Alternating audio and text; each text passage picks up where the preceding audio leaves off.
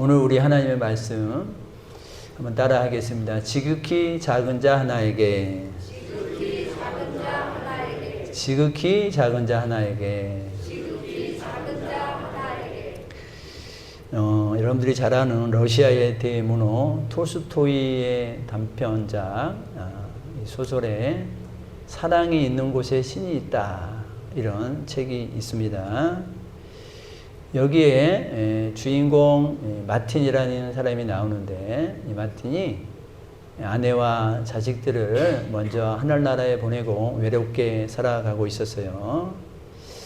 어느 날 마을 노인이 이제 좀 마을로 나오세요 라는 말을 듣고 그가 또 성경을 읽으면서 마을로 좀 나가고 또 내가 너를 만나러 가겠다, 이런 예수님의 음성을 듣게 됩니다.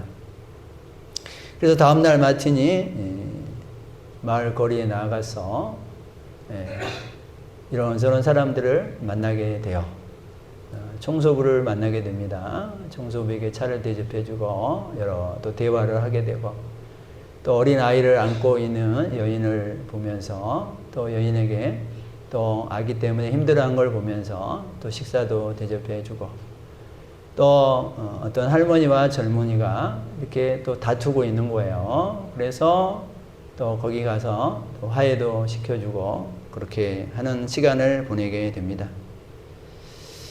근데 정작 오시겠다고 하신 예수님은 만나지 못하고 이제 잠이 들기 전 성경을 펴고 눈을 감으려고 하는데 예수님이 보이는 거예요. 그래서 마틴이 얘기를 합니다. 예수님 오늘 왜 안 오셨어요? 이렇게 묻는 거예요. 그러면서 낮에 만났던 사람들이 떠오릅니다. 낮에 만났던 그 청소부와 그 아기를 안고 있는 여인과 또 화해시켰던 그 소년의 모습이 눈앞에 나타나면서 예수님의 이런 음성이 들리는 거예요. 마틴, 내가 3번이나 너를 찾아갔었는데 너는 나를 만나지 못했니?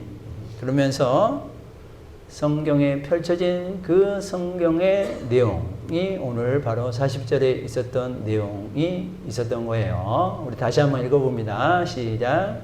임금이 대답하여 이르시되 내가 진실로 너희에게 이르노니 너희가 여기 내 형제 중에 지극히 작은 자 하나에게 한 것이 곧 내게 한 것이니라. 아멘. 우리가 여러분들 이제 우리 예수님을 언제 만날까요? 재림하실 때 만나겠죠. 근데 여러분, 재림 전에는 우리가 예수님을 만나지 못할까요? 예수님이 늘 오고 우리 가운데 있는데 우리가 예수님을 알아차리고 차리지 못하고 살아가고 있지는 않는 것일까요? 31절에 보면 인자가 자기 영광으로 모든 천사와 함께 올 때 자기 영광의 보좌에 앉으리니, 이렇게 말씀하고 있습니다. 여러분들, 예수님이 처음 오실 때는 초림이다 그러고 다시 오실 때 우리가 재림이다 그래요. 처음 오실 때는 연약한 아기 예수로 오셨어요. 예수님이 처음 오시는 모습에는, 예수님이 사역하는 또 모습에는 인자는 머리 둘 곳도 없다 그랬어요. 머리 두어서 편히 한번 자지 못했어요. 예수님은 늘 그렇게 부족하고 연약한 삶을 살고 또 늘 섬기는 삶을 살았어요. 늘 가난한 삶을 살았어요. 예수님이 오신 목적이 우리 구원에 있었기 때문입니다. 자, 그렇지만 이제 예수님이 다시 올 때, 재림, 다시 오실 때는 어떤 모습으로 오십니까? 큰 나팔 소리와 함께 영광스러운 모습으로 온다라고 계시록에서 말씀해 주고 있어요. 그래서 여기 31절 끝에 자기 영광의 보좌에 앉으리니 그랬잖아요. 예수님이 이제 다시 오실 때는 이 영광의 보좌는 왕의 보좌이면서 동시에 재판석의 보좌인 거예요. 심판의 보좌인 거예요. 자, 이 심판의 보좌에 앉으셔서 목자가 양과 염소를 구분하듯이 여러분과 저를, 이 땅에 있는 많은 민족과 사람들을 이제 심판하시게 된다라는 것을 말씀해 주고 있어요. 양은 이렇게 한 곳에 모으는 것을 좋아해요. 자기끼리 막 부비고 자기끼리 막 넘어지고 그런 습성이 있어요, 양은. 염소는 그렇지 않고, 염소는 누가 가까이 오는 것을 싫어합니다. 막 밀쳐내는 그런 습성이 있어요. 그래서 양들을 보호하기 위해서 일부러 그 양들 무리에 염소들을 펼쳐 놓는 경우도 있다고 그럽니다. 왜냐하면 지네들끼리 너무 붙어 있으니까 이 염소가 가면은 막 흩트게 하는 역할을 하는 거죠. 네. 자, 그리고 밤이 되면 이 목자는 양과 염소를 분리합니다. 양은 서늘한 곳을 좋아하니까 밖에 지우고, 염소는 이 추위를 잘 타니까 또 안에 지우고 이렇게 하기도 한다라는 거예요.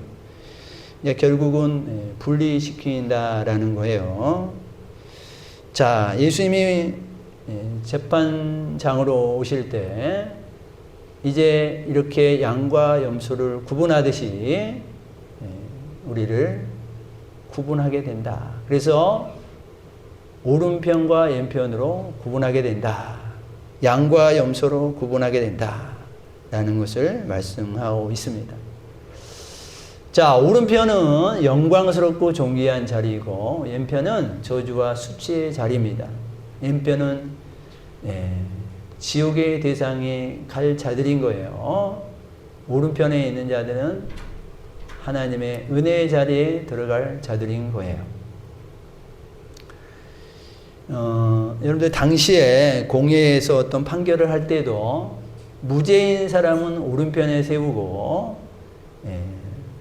죄가 있는 악한 자들은 왼편에 세워서 그 재판을 했다고 합니다.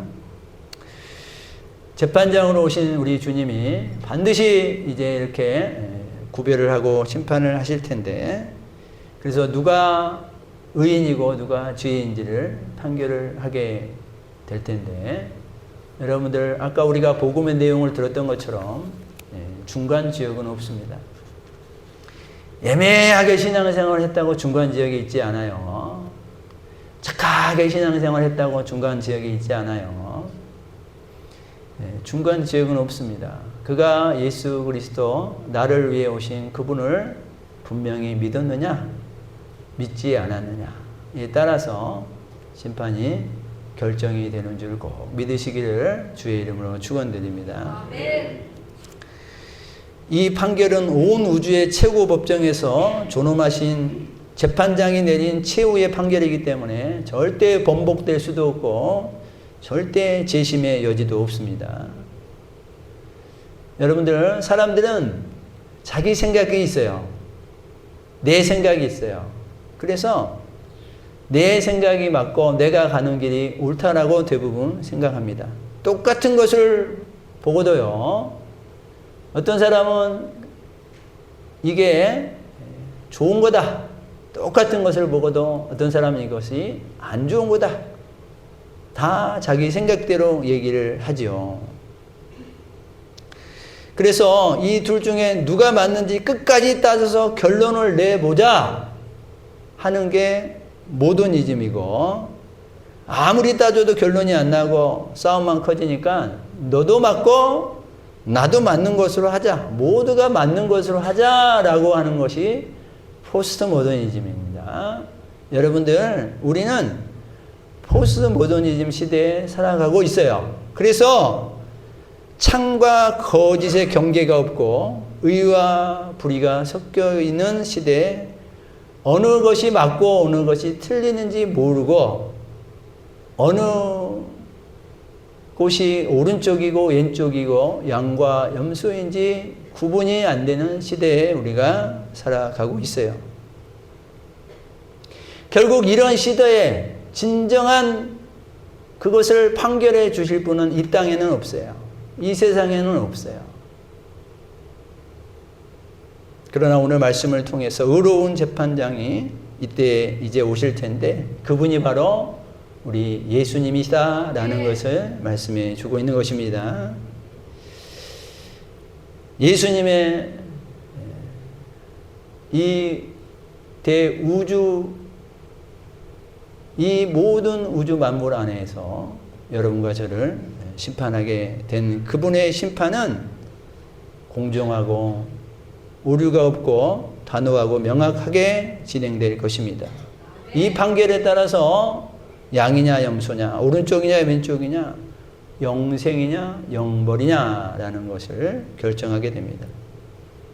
여러분들, 재판에서 가장 중요한 것은 그 판결을 내리는 기준이 무엇인가라는 거잖아요. 기준이 중요한 거잖아요. 여러분들 아무리 열심히 여러분들 생각으로 잘 산다 하여도 그게 잘 산 것인지 아닌지 그 판결은 우리 주님이 하시는데, 그러면 그 판결을 내리는 기준이 뭐냐 이거예요. 기준이 뭐냐.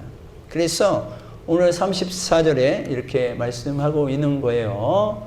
그때 임금이 그 오른편에 있는 자들에게 이르시되 내 아버지께 복받을 자들이여 나와 창세로부터 너희를 위하여 예비된 나라를 상속받으라 라고 말씀하고 있어요. 자, 이 복받을 자, 하나님 나라를 상속받을 자, 창세로부터 예비된 그 나라, 이것을 이제 받게 될 터인데, 자, 그러면 이런 큰 복을 받는 자들이 무엇 때문에 받는 건가라는 것을 우리가 한번 살펴보면 35절 36절에 나와 있는데, 내가 줄일 때 너희가 먹을 것을 준 사람, 목마를 때 마시게 한 사람, 나그네 된 사람, 정처 없는 사람, 떠돌아다니는 사람을 영접해 준 사람, 헐벗었을 때 옷을 입혀준 사람, 병 들었을 때 찾아가 보고 돌봐준 사람, 옥에 갇혀진 자를 가서 찾아가 보살펴 주는 사람, 그 사람이다 라고 말씀해 주고 있는 거예요. 그랬더니 너희가 바로 그들이다 라고 했더니 그들의 반응이 또 뭐냐? 주여 우리가 어느 때 우리가 그런 걸 했습니까? 우리는 그렇게 하지 않았어요. 어느 때 주께서 줄이신 것을 보고 음식을 대접했고 주께서 목마르신 것을 보고 우리가 언제 마시게 했습니까? 라고 얘기하는 거예요. 이들이요, 아니 당연히 우리가 그렇게 했죠. 잘했죠. 그렇게 얘기하는 게 아니라, 아니 우리가 언제 그렇게 했습니까 주님? 그렇게 얘기를 하는 거예요. 그러니까 자기네들은 주님을 직접적으로 섬기지는 않았는데요, 이렇게 지금 얘기를 하는 거예요. 내가 언제 주님을 직접적으로 섬겼어요? 아닙니다. 이렇게 얘기를 한 거예요. 그때 우리 주님의 답변이 뭐냐? 다시 한번 읽어봅니다. 시작. 내가 진실로 진실로 이르노니 너희가 여기 내 형제 중 지극히 작은 자 하나에게 한 것이 곧 내게 한 것이니라. 아멘.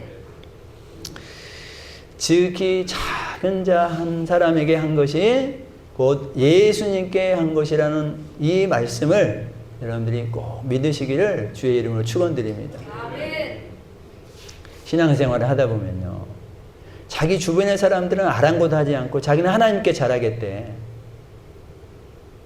자기는 하나님께 잘하겠대. 하나님께.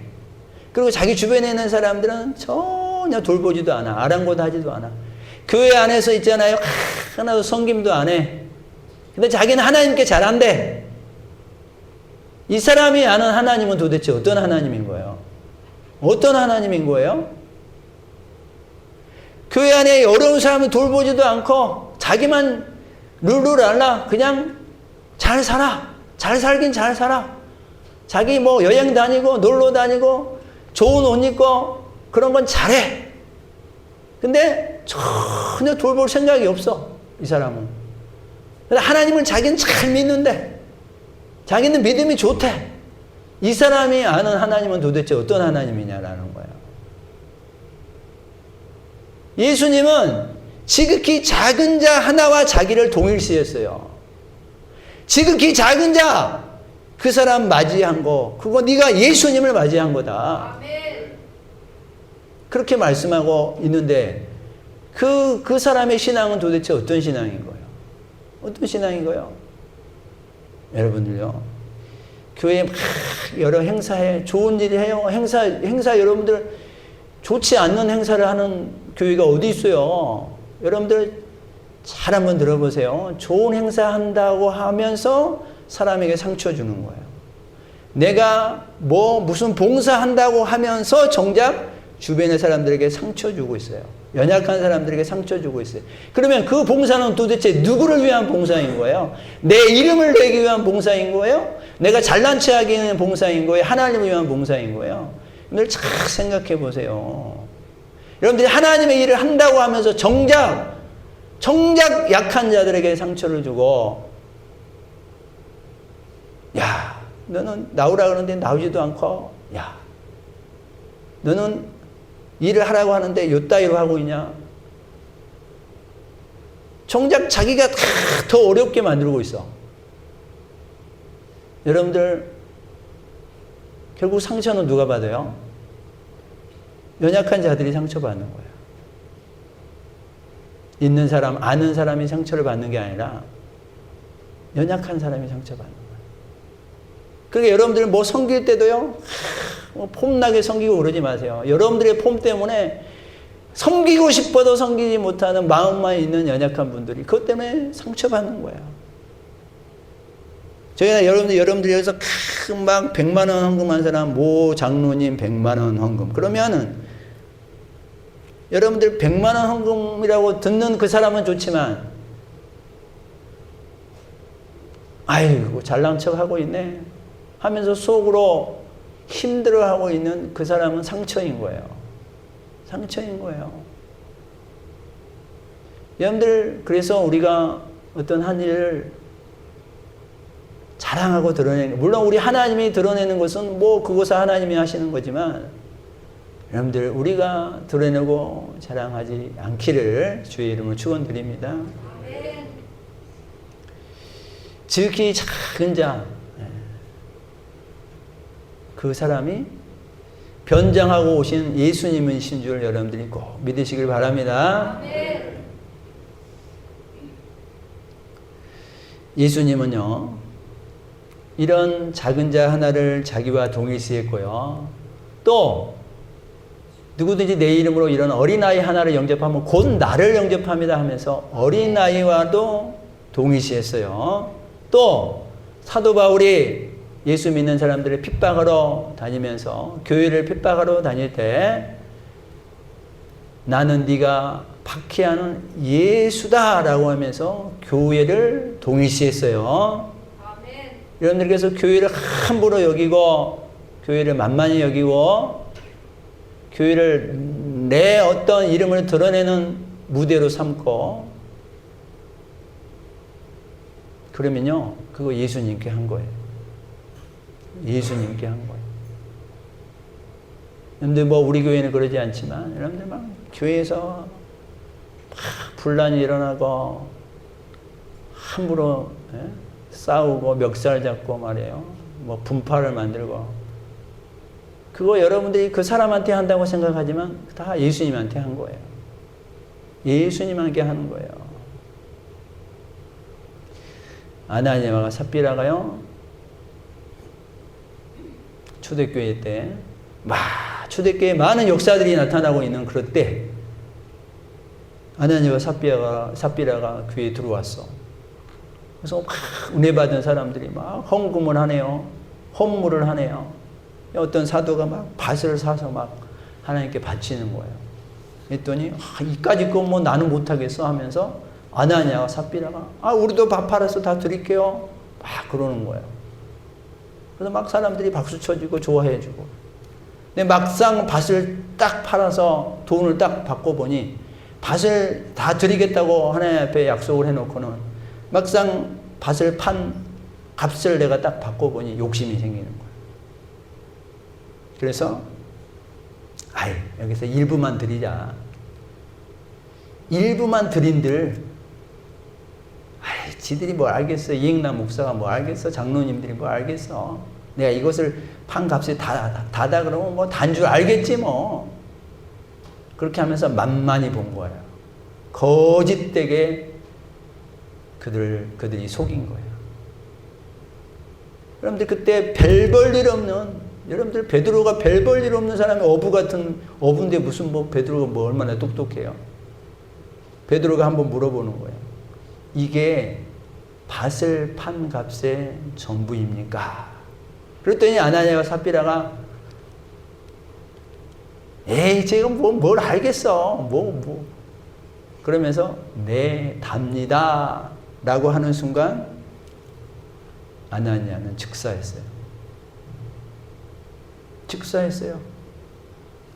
베드로를 속여서요? 아니요. 그 교회를 속였기 때문이에요. 교회를. 왜요? 교회는 예수님이잖아요. 예수님을 속였잖아요.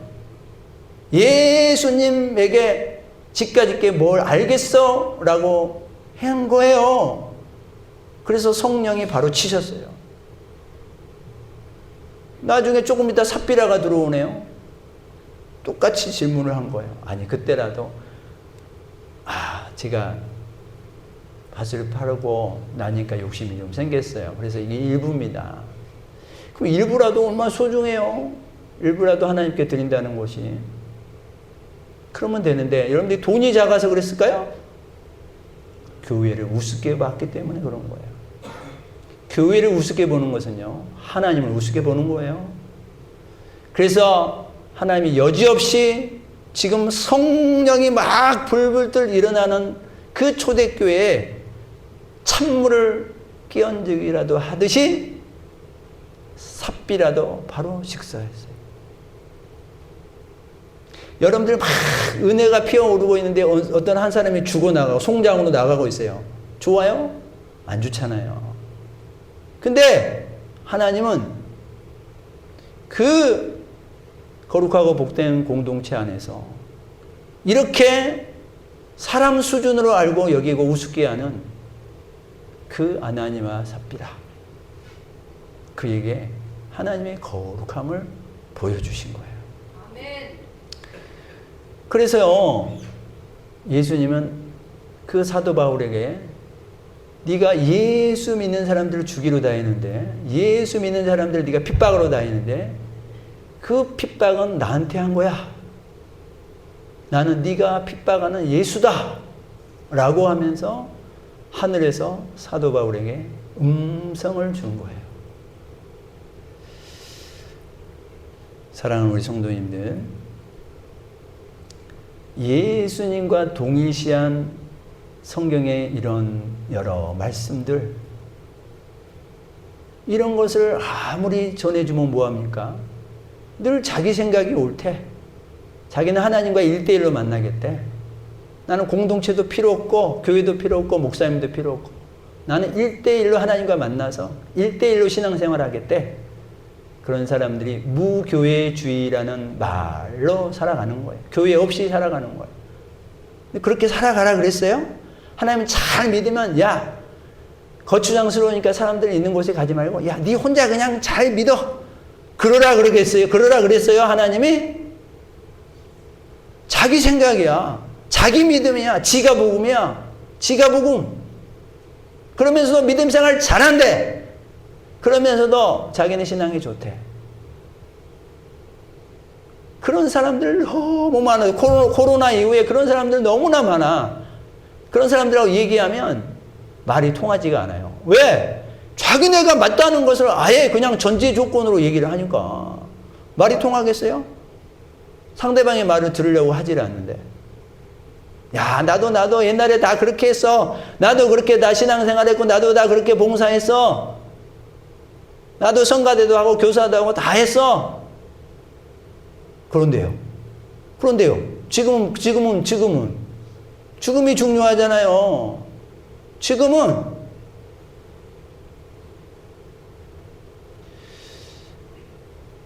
이게 포스트 모더니즘 시대에 살아가고 있는 성도들의 모습인 거예요.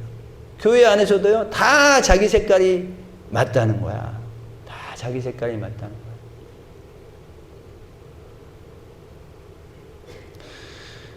어떤 신학교 교수님이 어떤 교회에 이제 말씀 전하러 갔어요. 거기서 이제 초청을 해줘서. 그래서 어느 본문을 가지고 신학적으로 설명을 잘하고 설교를 했어요. 근데 성도들이요, 다 뜨뜻미지근하게 바라보고 있더라는 거예요. 은혜를 받는 게 아니라. 그래서 끝나고 나중에 알아보니까 그 교회 목사님에게서 받은 그 말씀의 해석은 그 전문 교수님의 해석과 달랐던 거예요. 그러니까 고개를 다 절레절레 흔들고 있었던 거예요. 아니, 우리 목사님 말하는 거랑 다르잖아, 이거. 왜 다른 얘기를 하는 거야?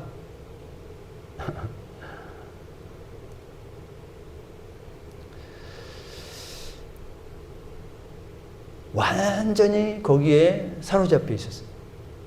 다른 걸 들으려고 하지 않아. 어떤 해석 한 가지 그거에 딱 초점을 맞추고 그 영역 밖으로 나가면 들으려고 하질 않아. 여러분들, 그래서요, 한 목사님 밑에서 신앙생활 하는 사람이 좋을 수도 있지만요, 외골 수 있어요. 다른 해석을 들으려고 하지 않아요. 여러분들, 하나님의 말씀 안에는 큰 영역 안에서의 많은 메시지들이 그 안에 숨겨져 있어요. 많은 하나님의 비밀의 말씀들이 숨겨져 있어요. 그런 걸 들으려고 하지 않아요. 아니, 심지어 신학교 교수님이 하는 얘기인데 틀렸다고 그러면 어떡해요? 그럼 그 신학교 교수님 밑에서 배운 신학생들은 다 틀리게, 각 교회에 가서 틀리게 말씀 전하고 있겠네요, 그러면? 그럼 뭐가 되는 거예요?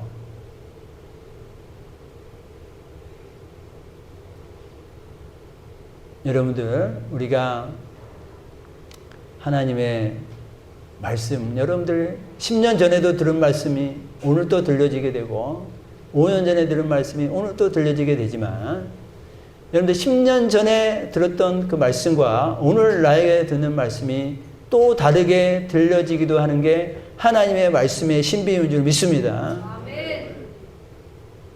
내 상황과 여건에 따라서 다르게 들으는 거고요. 우리의 신앙이 자라면서 또 다르게 들려지는 거고요. 또 말씀 전하는 사람이 또 달라서 다르게 들려지기도 하는 거예요. 그게 이단이거나 그게 정말 우리를 죽이려고 하는 말씀이 아니라면, 여러분들, 우리가 하나님의 말씀을 잘 은혜 안에서 해석해서 품고 나가야죠.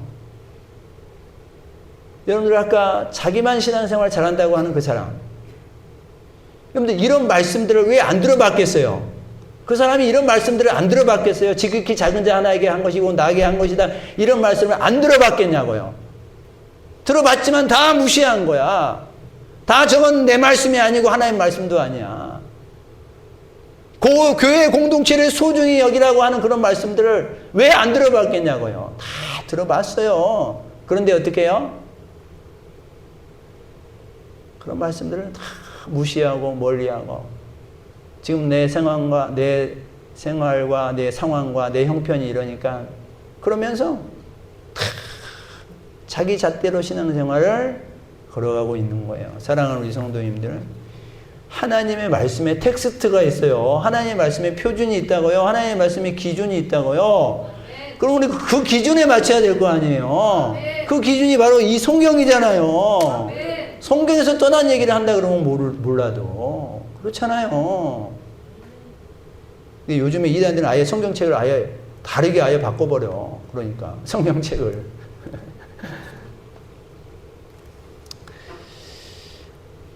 예수님은 왜 지극히 작은 자와 자신을 동일시했을까요? 예수님이 이 세상에 처음 오실 때 지극히 작은 자로 오셨기 때문이에요. 사람들에게 치여서 태어나실 때도 결국 마구간에서 태어나지 않습니까? 나사렛 그 빈민촌에서 나시고 무시당하고 여러 가지 수모를 겪고 마침내 억울하게 고발당하여서 결국 십자가에 못 박혀 돌아가시게 됩니다. 지극히 크신 분이 지극히 작은 자가 되신 거예요. 지극히 작은 자가 되신 거예요. 여러분과 저의 구원을 위해서 지극히 작은 자로 오신 그분.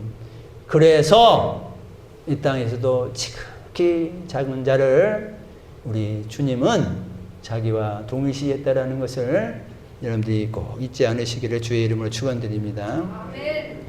그러면 지극히 작은 자는 구체적으로 어떤 사람들이냐? 교회 공동체 안에 어려움에 처한 우리 그리스도인들을 말하는 거예요.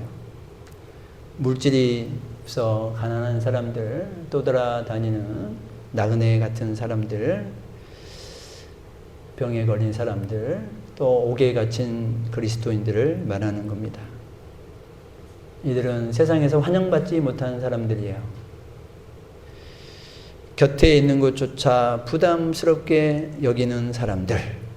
대부분 그런 사람들을 따돌리고 무시하죠. 그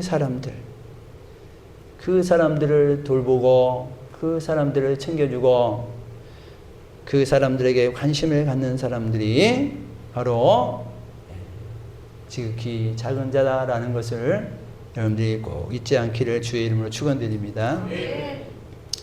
두 번째는 지극히 작은 자는 주님과 복음을 위하여 스스로 작은 자가 된 사람들입니다. 교회, 아까 제가 교회 말씀드렸잖아요.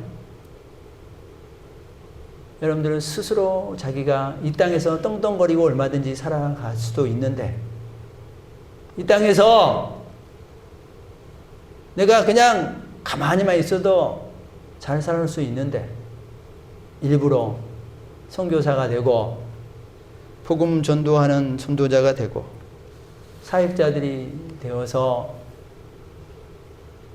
일부러 그 길에 접어드는 사람들, 그 사람들이 바로 스스로 작은 자가 된 사람들인 거예요.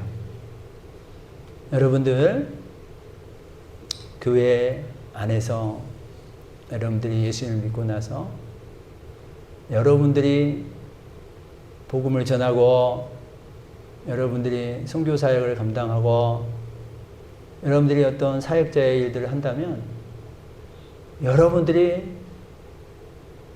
하나님 보시기에 스스로 작은 자가 되어서 그 역할을 하는 사람이 되는 거예요.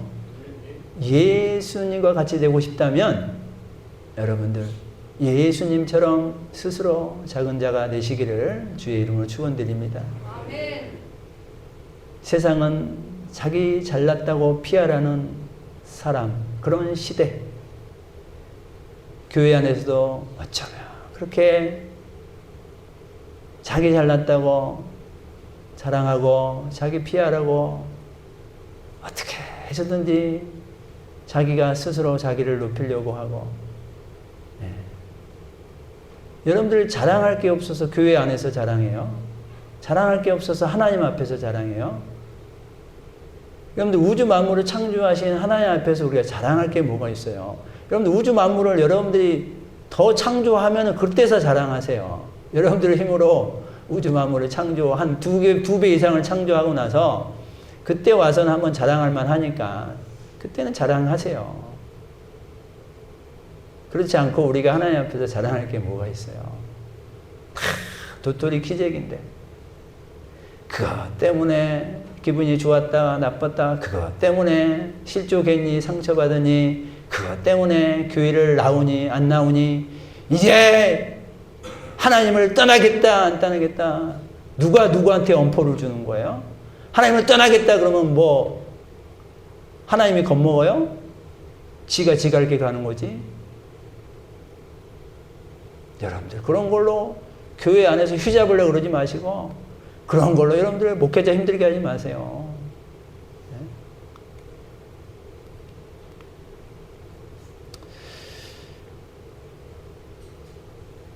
주와 복음을 위하여 스스로 잡게 된 사람들. 여러분들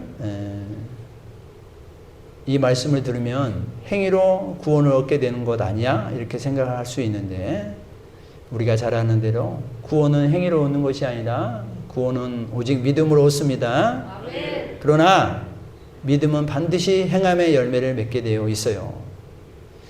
믿음으로 구원 얻는 사람은 주님의 마음과 주님의 긍휼함이 우리 가운데 있게 되는 거예요. 아멘. 그래서 심령이 메말랐던 심령이 이에 그 믿음의 마음이 되면 이웃에 대해 영혼에 대해 삶에 대해 사람에 대해서 열리게 되고 불쌍히 여기는 마음을 갖게 되고 사랑의 마음을 갖게 되어서 그래서 줄이고 목마르고 나그네 되고 헐벗고 병들고 옥에 갇힌 사람들을 그냥 지나칠 수 없는 주님의 마음을 갖게 되는 거예요. 아멘. 잠언서 19장에 보면 읽어봅니다. 시작. 가난한 자를 불쌍히 여기는 것은 여호와께 구워드리는 것이니 그의 선행을 그에게 갚아 주시리라. 아멘. 최후 심판 때 오른편에 서게 될 사람들, 바로 이런 사람들. 예수님이 그렇게 하셨던 것처럼 지극히 작은 자들을 사랑하고 돌보는 삶을 살아가는 사람들, 어려움에 처한 사람들, 또 주와 복음을 위하여 살아가는 사람들. 교회 안에서 자기 개인의 할 일들 많지만 제쳐놓고 교회 안에서 수고하고 섬기고 봉사하고 내 물질, 내 건강, 내 시간 주님 앞에 아낌없이 드리는 사람들. 그 사람들이 스스로 작아지는 사람들인 거예요. 여러분들, 내가 일부러 커지려고 하지 마세요. 성경은요, 절대 반비례합니다. 절대. 네가 크고자 하느냐? 네 종이 되어라. 사람들의 종이 되어라. 으뜸이 되고자 하느냐? 섬기는 자가 되어라. 그러면 하나님이 으뜸된 자리에 올려주겠다라는 거예요. 아멘. 여러분들, 우리가 진정한 하나님께 칭찬받고 하나님 안에서 진정한 으뜸이 되고 싶지 않습니까? 아멘. 그러면 여러분들 제발 내 성질 죽이고 내 욕심 죽이고 내 기질 죽이고 제발 내 투박한 말씨, 사람을 힘들게 하는 말씨 다 제발 죽이세요. 10년이 되어도 바꾸지 못하는 사람들도 있어요. 제발 죽이세요. 그게 여러분들이 높아지는 비결입니다. 호령하는 거 좋아하지 않아요. 좋아하지 않아요. 제발 낮아지고 또 낮아지고 또 사람들을 보살피고 챙겨주고 그거 여러분이 예수님이 되는 거예요. 그 일 감당하다가 우리가 하늘나라에 가서 우리 주님의 상급과 칭찬을 들을 수 있는 우리 광주시민교회 모든 성도님들이 다 되시기를 주의 이름으로 축원드립니다.